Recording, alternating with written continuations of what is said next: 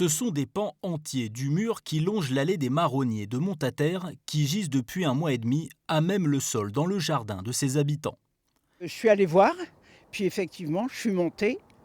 J'avais 4 cuves d'eau de 1000 litres.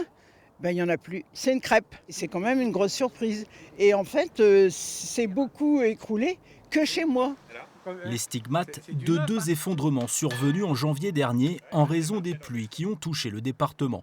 Pour les élus, c'est un choc. La municipalité venait d'injecter 900 000 € de travaux sur ce secteur.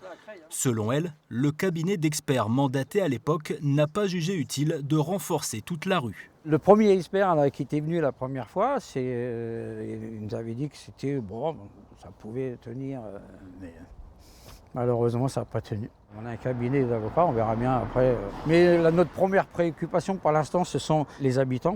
Donc quoi qu'il en soit, on va commencer les travaux, on n'aura pas le choix. Par souci de sécurité, la mairie a bloqué l'allée des Marronniers, obligeant les voitures à emprunter une déviation.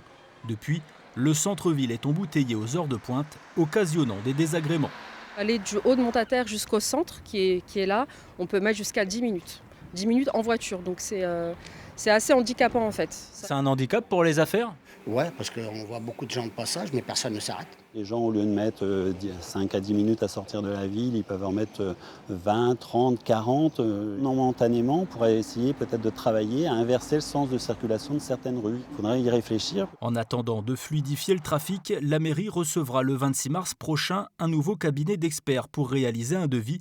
Les premières estimations font état d'une période de 6 mois de travaux et d'une facture de 600 000 €.